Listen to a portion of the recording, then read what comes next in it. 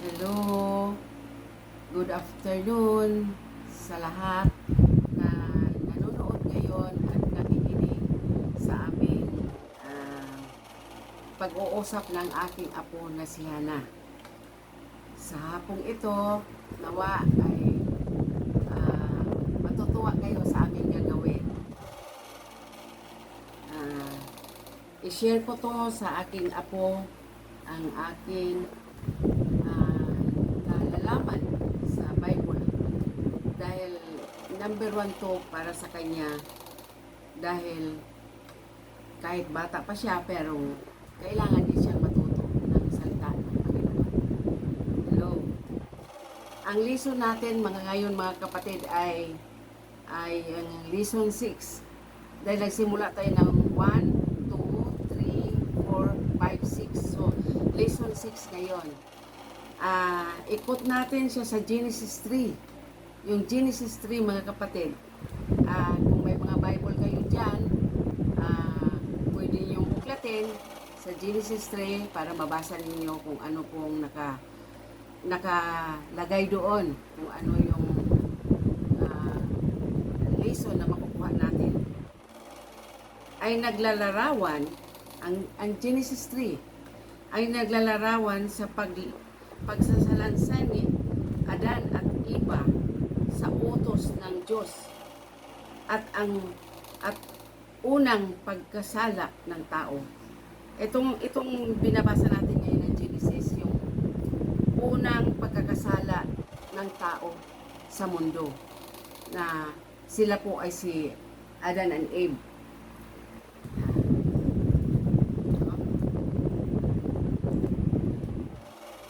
Ang Diyos, sa utos ng sa pagkakasala ng tao. So, ito ay bahagi ng kasaysayan ng paglikha kung saan tinukso sila ng ahas na si Satanas at pinagdudahan ang kabutihan ng Diyos sa pamagitan ng pagkain ng bunga ng punong kahoy ng kasamaan ng kabutihan at masama.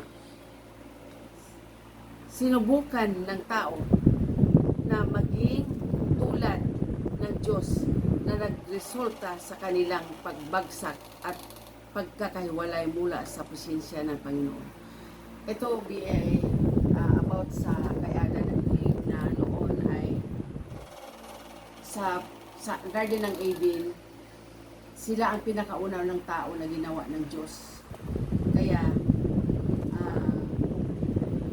sila po ay inattempt ng Satan na dahil sa Garden ng Eden maraming mga maraming mga halaman, maraming puno, maraming prutas, mga matatamis na prutas. So ngayon inano sila ng Satanas na kumain kayo, no? So yun ang dahilan sa pagkakahiwalay mula sa presensya ng Panginoon ang tao. So sa Bagong Tipan, maraming mga bersikulo ang nag-ugnay sa kasaysayan ng Genesis 3, sa kasalanan, sa kaligtasan, sa pamagitan ni Jesucristo. Sa Romans 5:12, pinahayag na sa pamagitan ng isang tao, si Adan yun, ay ang kasalanan ay pumasok sa sanlibutan at sa pamagitan ng kasalanan. So ngayon, si Adan at Eve nagkasala na unang-una si Eva dahil na tintal siya na kumuha ng isang prutas na siguro sa tingin niya sobrang tamis at kinain niya ito at inalok pa niya ang kanyang partner na si Adan na kumain sa prutas na iyon. Kaya nung kumain na sila sa prutas na iyon, ang kamatayan ay dumating sa lahat ng tao. Yun pala yung dahilan na bakit ang tao ngayon sa mundo, bakit magtaka tayo bakit may bata pa na mamatay, may matanda na namamatay, yung iba naman matanda na bago mamatay. Kasi pumasok ang kamatayan ay dumating sa lahat ng tao. Ngunit sa pamagitan ng isang pang tao na si Jesus yun, no? Ang kaganapan ng dumating at nagdala ng kaligtasan mula sa kasalanan at kamatayan, ito ay nagpapakita ng pagparalismo sa pagbagsak ni Adan at sa pagtubos ng ipinagkaloob ni Jesus. So, dyan si Adan at Eva na bumagsak sila dahil nga sa kasalanan.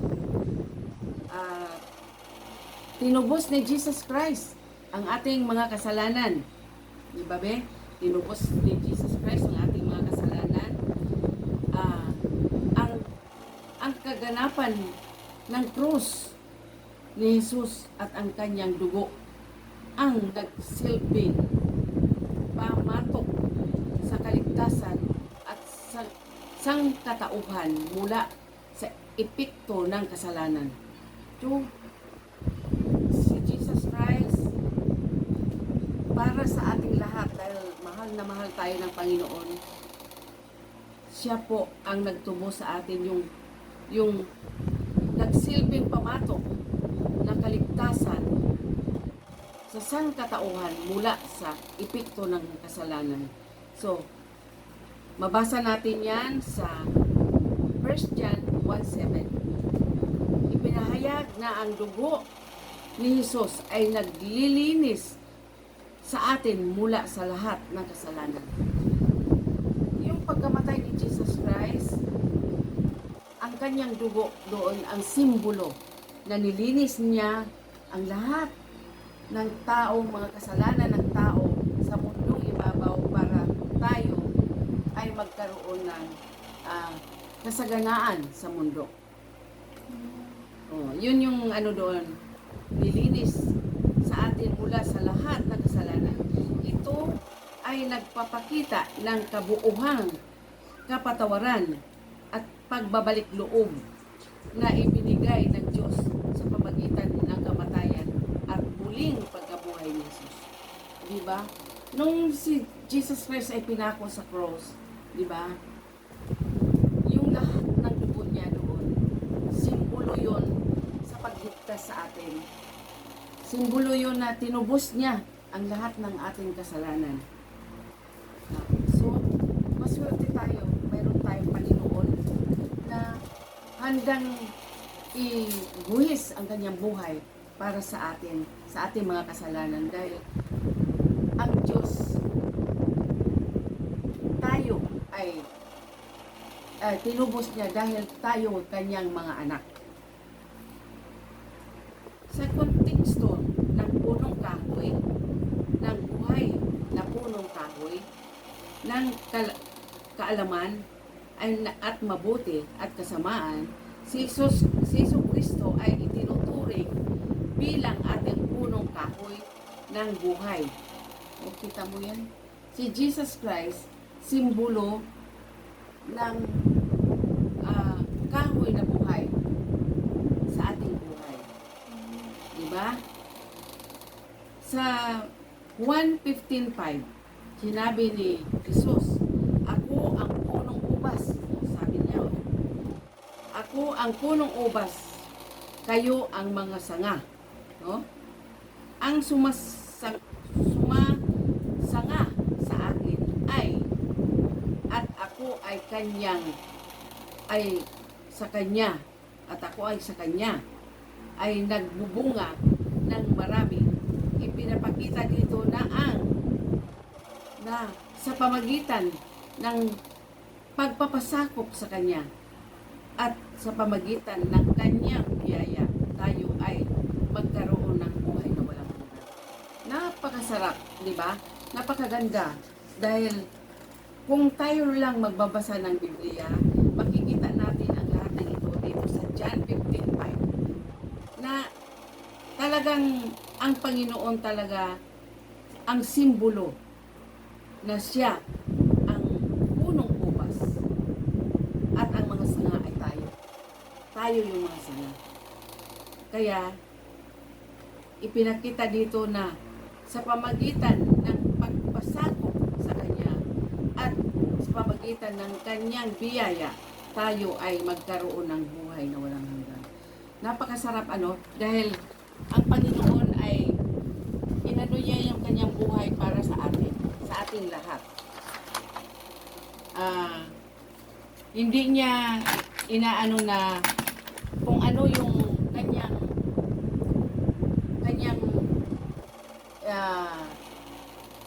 ang Kanyang ginawa sa atin. Hindi niya binali yung kung ano pinako siya sa cross. Pinag siya yung hagupit. Grabe ang hagupit sa Panginoon. So, bihira lang ang gumagawa niyan kung hindi ang Panginoon lang. Dahil sa sobrang mahal niya tayo. Tayong lahat na Kanyang mga ginawa. Sa kabilang dako, ang unong kahoy na kaalaman ay mabuti at masama ay sumasagisag sa pagpili ng tao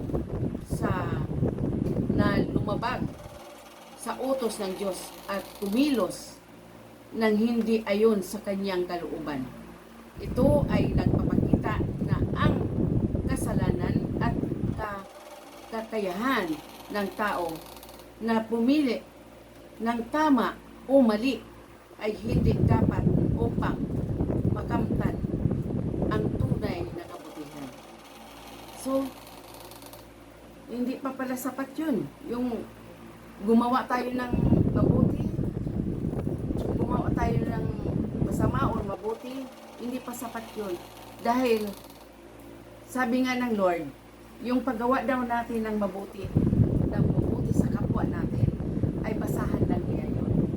Ang pinaka, sa atin, yung ating relasyon sa Panginoon, na kailangan tayo magbabasa ng kanyang words, at magiging ihimplo tayo na sa Panginoon tayo talaga umanib at hindi sa kasamaan. Sa halip, ang tunay na kabutihan ay natatagpuan lamang sa pagsunod sa Diyos at sa pamagitan ng pagkakaroon ng relasyon sa Kanya. Kita mo yan, Big? Hindi pala yun. Ang ating palang ginagawa, yung minsan sinasabi natin na, ako mabait ako, di ba? Mabait ako. Masunurin ako sa nanay ko. Masunurin ako sa mga auntie ko. May respeto ako. Hindi pala yun ang masiyan. Kung hindi, yung talagang relasyon mo sa Panginoon, yun talaga ang pinaka-importante sa atin. Diba?